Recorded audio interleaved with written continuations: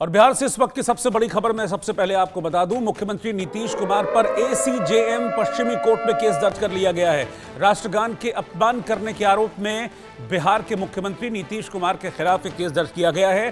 BNS यानी कि भारतीय न्याय संहिता की धारा 298 और 352 के तहत यह केस दर्ज हुआ है।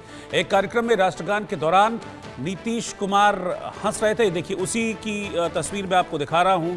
उनके बराबर में उनके प्रधान सचिव खड़े हुए हैं और वो कुछ रिएक्ट नहीं कर रहे हैं। वो कोशिश कर रहे हैं उनको समझाने की इशारों में, लेकिन नीतीश कुमार समझ नहीं रहे हैं।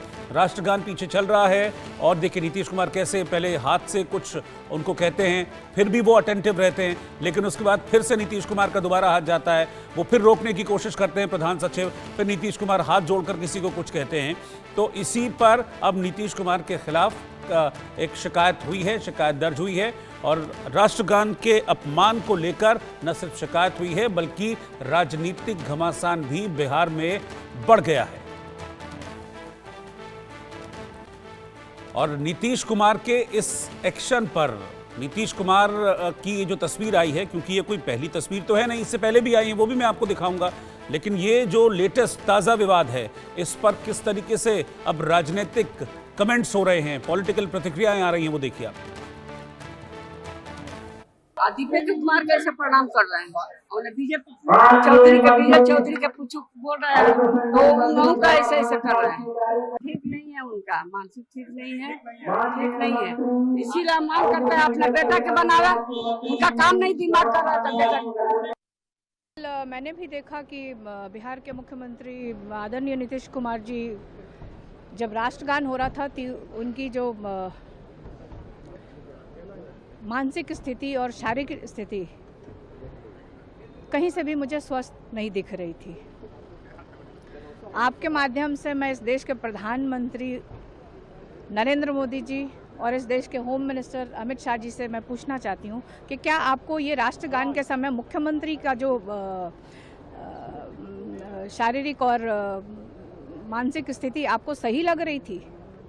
इसका जवाब मैं उन्हीं से मांगना चाहती हूँ। क्या आपको एक संवैधानिक पद पर बैठे हुए व्यक्ति जब राष्ट्रगान चल रहा है उसमें आप अलग अलग किस्म के इशारे कर रहे हैं, अगर आप मानसिक रूप से स्वस्थ हैं तो या तो आप राष्ट्रगान की महत्ता को नहीं पता आपको, अगर महत्ता का पता है तो फिर आप ऐसा नहीं करेंगे।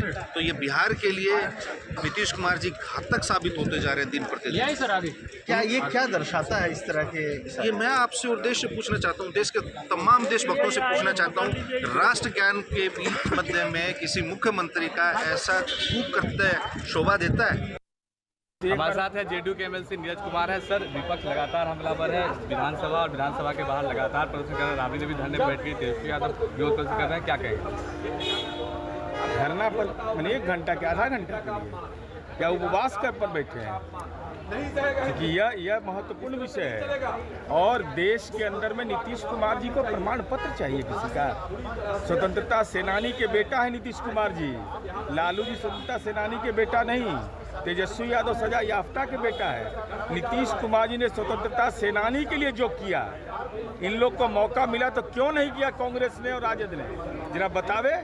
स्वतंत्रता सेनानी के तीसरी पीढ़ी को आरक्षण दिए थे, स्वतंत्रता सेनानी के तीसरी पीढ़ी के पोती नतनी के शादी।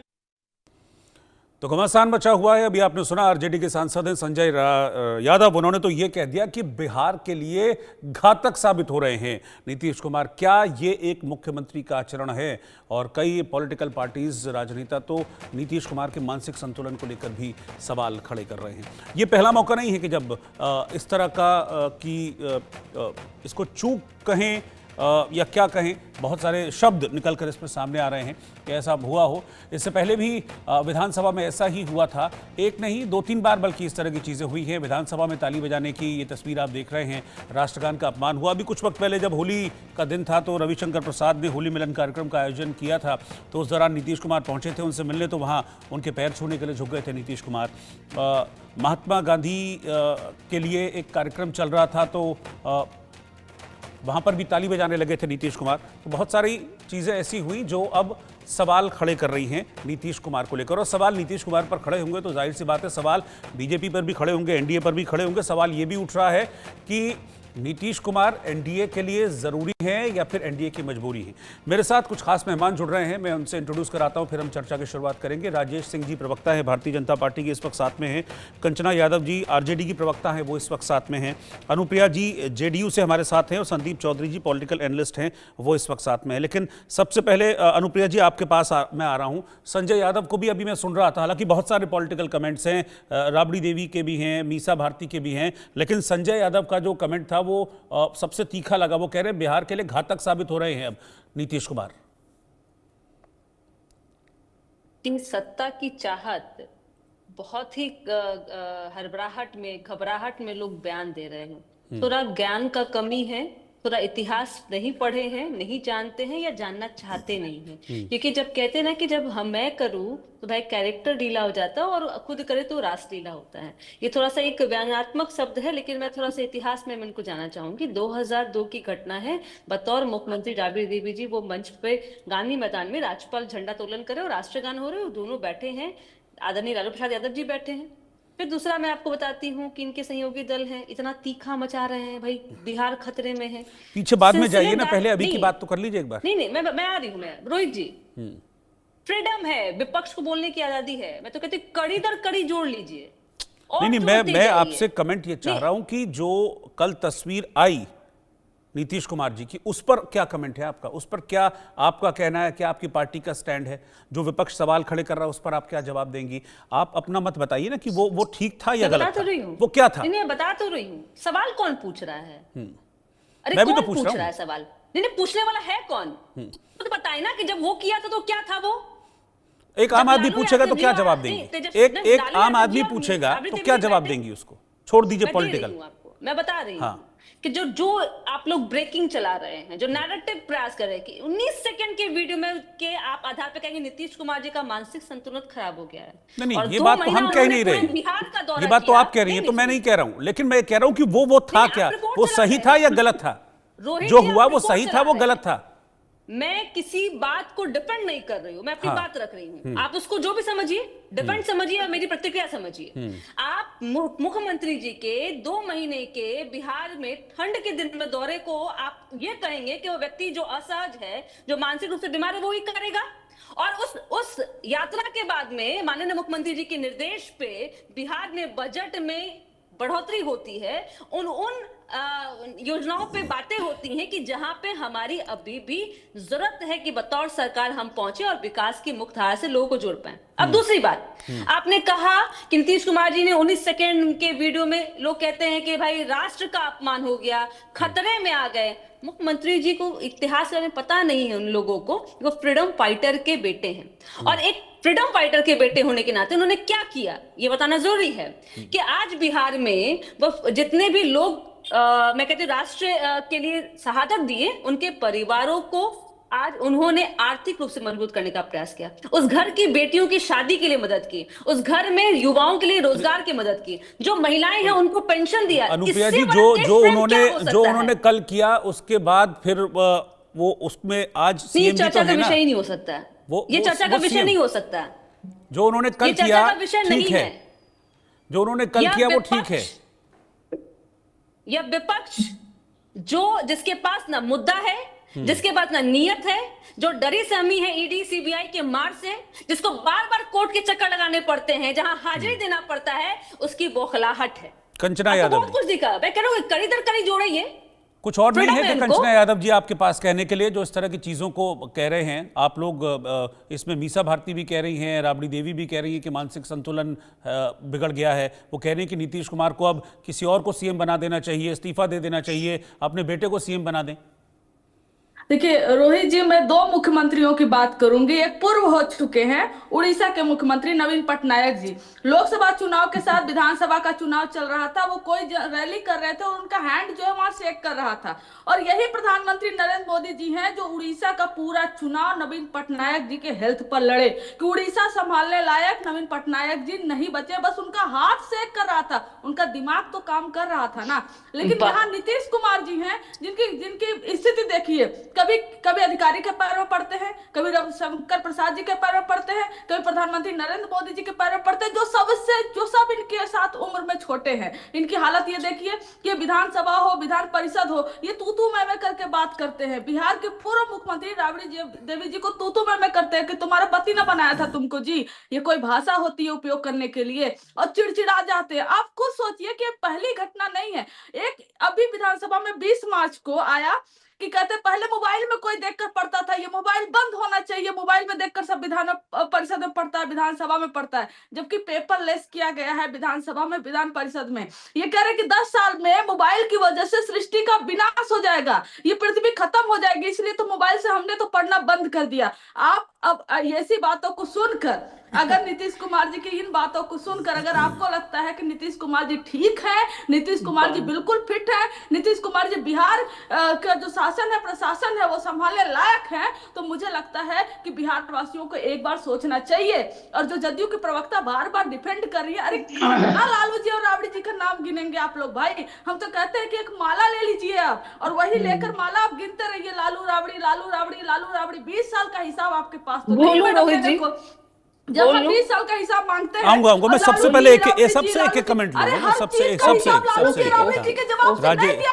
राजेश जी भी बैठे हैं, उनसे भी एक कमेंट में लूंगा। आपका हिसाब मांग रहा है। रोहित जी, एक बात आप देखे होंगे कि नीतीश जी का 45 साल का राजनीतिक जीवन रहा है, चाहे वो पारिवारिक स्तर हो, चाहे समाजवादी स्तर पर हो, चाहे लालू जी का साथ रहा हो, कभी क्वेश्चन मार्क नहीं रहा। इसलिए नीतीश जी भारत माता को और राष्ट्रगान को अपमान कर दे, ऐसा कोई सोच नहीं सकता है। और नीतीश जी और भारतीय जनता पार्टी की बात है, आप देखे होंगे कि यंग एज का 36 वर्ष का तेजस्वी जी हैं, और तेजस्वी जी अपना कार्यकर्ता मिलन समारोह किए थे, अभी 50% नहीं किए। और नीतीश जी पूरे बिहार में बिहार के विकास के लेके यात्रा किए, और 2 महीना के कम समय में किए होंगे। अभी ज्वाइंट सेशन रहा है, ज्वाइंट सेशन में भाषण दिए हैं, प्रधानमंत्री के मंच पर भाषण दिए हैं। देखिए, विरोधी जो है उस नीतीश कुमार के बारे में सोच रहा है, जहां रोड नाम की कोई चीज नहीं थी, रोड को जोत दिया गया था। बिहार में एक नाम से लोग डरते थे, जिसको एक बिहारी का दर्जा दिए। नीतीश कुमार उस चीज का नाम है जिसको आज भी हिंदुस्तान में 1 to 10 में लीडर में नीतीश जी की गिनती होती है। और इनका भारतीय जनता पार्टी और नीतीश जी, भारतीय जनता पार्टी और गठबंधन तो नीतीश जी के नेता मान लिया है, और उनके नेतृत्व में चुनाव लड़ने जा रही है। हेल्थ और न हेल्थ का सवाल कहाँ है? अभी 6 महीना बाद चुनाव होना है। रोहित जी, देख लीजिएगा कि आरजेडी को नीतीश जी के साथ आने से इनको 70-75 सीट आ गई थी। इस बार आप देखिएगा कि 25 सीट पर आरजेडी सिमट जाएगी। आरजेडी किसकी बात करती है? वो जाति विशेष मुसलमान की बात करती है। भारतीय जनता पार्टी नीतीश जी सभी जात को लेके चलते हैं। जब वो पहला बार सत्ता में आए थे तो सबसे पहले कबूरगाह को जो है सो बाउंड्री करवाए थे। तो भारतीय जनता पार्टी, नीतीश जी और जो हमारे साथ गठबंधन है, आप देख लीजिएगा कि नीतीश जी फिर बिहार के मुख्यमंत्री के रूप में। मैं आपसे भी राजेश जी वही पूछूंगा कि वो क्या था, जो मतलब जो वीडियो में था, फिर वो क्या था जो दिख रहा है आंखों से, वो क्या था? देखिए जो वीडियो में था वो ऐसा कोई चीज नहीं था जिसको नेशनल इशू और चैनल पर इशू बनाने की जरूरत है। ऐसा कोई इशू नहीं था, न उनका इंटेंशन था कि नीतीश जी ऐसे व्यक्ति जो है राष्ट्रगान का जो है अपमान करेंगे। मतलब अगर आप वीडियो को ध्यान से देखेंगे तो साथ में जो प्रधान सचिव खड़े हैं वो उनको मतलब वो स्टेबल हैं, वो सावधान की मुद्रा में इशारा कर रहे हैं उनको, लेकिन वो समझ भी नहीं रहे। से देखिए 15-17 सेकंड का वीडियो है, उठ के बैठे होंगे, सीनियर आदमी है वो, हमारे जो है प्रधान सचिव दीपक जी उनको इशारा किया है। इसके बाद वो एज इट इज जो है जैसे राष्ट्रगान में हम लोग उठ के उसको सलामी देते हैं। देखिए नीतीश जी इसके बाद जो है नॉर्मल ढंग से उस चीज को किए हैं। ऐसा कुछ नहीं है दीपक जी, नीतीश जी पर क्वेश्चन उठा नहीं जा सकता, कभी नहीं उठाया जा सकता। संदीप चौधरी जी, क्या मतलब ये एक इशू बनेगा आने वाले वक्त में? हालांकि मुझे तो अभी से बनता हुआ दिख रहा है, क्योंकि ये पहला मौका नहीं है, इससे पहले भी कई मर्तबा ऐसी चीजें हुई हैं जो बहुत सारे सवाल जिसको लेकर विपक्ष खड़े करता रहा है नीतीश कुमार के साथ। देखिए रोहित जी, ये एक बड़ा मुद्दा है, ये कोई छोटी बात नहीं है। ठीक है, आज जो जेडीयू है वो भाजपा के साथ अलायंस में है, इसलिए भाजपा प्रवक्ता इस तरीके की बात कर रहे हैं। नहीं तो देश के प्रधानमंत्री नरेंद्र मोदी जी ने बहुत पहले बता दिया था कि नीतीश कुमार के डीएनए में प्रॉब्लम है। उस वक्त भी ये स्वतंत्रता सेनानी के बेटे थे और उस वक्त बीजेपी प्रवक्ताओं की बात भी आपने सुनी होगी। जब लालू जी के साथ ये सरकार चला रहे थे तब भी बीजेपी के और बीजेपी प्रवक्ताओं की बातें आपने सुनी होगी। लेकिन हमारे देश की राजनीति कुछ इस तरीके की है कि समय समय पर हमारे स्टेटमेंट बदल जाते हैं, हमारी बातें बदल दी जाती हैं, अपनी पोस्ट हम लोगों को कई बार डिलीट करनी पड़ती है, कई बार ट्विटर से डिलीट करने पड़ते हैं। तो लेकिन आज की तारीख में आप खुद देखिए हम छोटे बच्चों को क्या सिखाते हैं। आप ये देखिए जब कहीं गेम्स होते हैं, कहीं आपके देश का राष्ट्रगान होता है, तो किस तरीके से छोटे बच्चों से लेके बड़ों तक सब लोग किस मुद्रा में खड़े होते हैं। रोहित जी आप भी स्कूल कॉलेज में रहे हैं, बाहर गए हैं, जहां आपके पैर रुक जाते होंगे, हमारे सबके भी पैर रुक जाते हैं, वहीं के वहीं उसी पोजीशन में खड़े हो जाते हैं। लेकिन अगर एक स्टेट को रिप्रेजेंट करने वाला मुख्यमंत्री इस तरीके की बात करता है तो देखिए आज हम नेशनल डिबेट इस मुद्दे पर कर रहे हैं और ये बड़े सर्व की बात है। छोटे बच्चों से लेकर बड़े तक सभी टीवी चैनल्स की डिबेट देखते हैं। इससे पता चलता है कि कहीं ना कहीं हमारे जो नेता है वो कितने गैर जिम्मेदाराना हो गए हैं, या कहिए कि वो राजनीति में इतने खो गए हैं कि उन्हें कुछ पता नहीं कि राष्ट्रगान बज रहा है या क्या हो रहा है, हम किस पोजीशन में रोहित जी हमारे राजनीतिक विश्लेषण तो ऐसे बोल रहे हैं जैसे विरोधी पार्टी के हैं। इसका फर्क जरूर नहीं, पड़ेगा। जिस तरह का बीजेपी के लिए ये आज जो की है तारीख में नीतीश विश्लेषण कुमार कर रहे मजबूरी हैं। बन चुके हैं, क्योंकि केंद्र में आप देखिए रोहित जी ये नीतीश की कृपा से सरकार चल रही है। इसीलिए आपने देखा बीच में बिहार नहीं, आपने एक लाइन अभी कही, आपने एक लाइन अभी कही संदीप चौधरी जी की नीतीश कुमार मजबूरी बन चुके हैं। राजेश जी क्या ऐसा है क्या जो अभी कह रहे हैं संदीप जी की नीतीश कुमार मजबूरी बन गए? अच्छा, नीतीश जी मजबूरी बनते तो आज हम लोगों का 96 से गठबंधन है। नीतीश जी का सीट 40 है, हम 80 प्लस है, 85 है, तो नीतीश जी को नेता आज से मान के चल रहे हैं। नीतीश जी जिस दिन बिहार को राम राज्य बनाए हैं उस दिन से हम नीतीश जी को नेता मान रहे हैं, नया पर नीतीश जी को नेता मान रहे हैं। आप अभी कहाँ जी जो है से डीएनए के बाद संदीप चौधरी जी बोल रहे हैं, क्या संदीप चौधरी जी किसी पार्टी के प्रवक्ता है कि राजनीति विश्लेषक है? अभी डीएनए की बात का हमारे नहीं हमारे नेता कर रहे थे। माननीय गृह मंत्री ने कहे थे, माननीय गृह मंत्री ने कहे थे कि नीतीश जी के लिए दरवाजा बंद है, ये रिकॉर्ड है। लेकिन बिहार के विकास के लिए फिर जो है सो प्रेस वाले की हत्या और जिंदा जला न दिया जाए, दलित की आईएएस के बीवी को रेप नहीं कर दिया जाए, इसलिए नीतीश जी और भारतीय जनता पार्टी जरूरी है। और इस बार जो है से आप देख लीजिएगा कि 25 सीट पर भी तेजस्वी जी और उनका गठबंधन नहीं होगा। हम मुसलमान यादव का गीत नहीं गाते हैं, हम सब जात सब समाज के गीत गाते हैं। और नीतीश जी की कृपा है कि मधेपुरा से पटना हम 3 घंटा 4 घंटा में आते हैं, नहीं तो यहाँ से बक्सर जाने में 2 दिन लगता था। यही नीतीश जी की कृपा है कि हम 2 करोड़ के गाड़ी से चलते हैं, रंगदारी नहीं मांगता है। यही नीतीश जी के ठीक है, आप डिफेंड करेंगे, वो अटैक करेंगे, लेकिन क्या ये एक बड़ा मुद्दा बनता है? क्योंकि पहला मौका नहीं, इससे पहले भी कई बार इस तरह की चीजें हुई हैं जिसने बहुत सारे सवाल नीतीश कुमार को लेकर खड़े किए। आप सभी का बहुत बहुत शुक्रिया साथ में जुड़ने के लिए। और इस बीच एक ब्रेकिंग न्यूज राजस्थान से आ रही है। राजस्थान के अनूपगढ़ से बड़ी खबर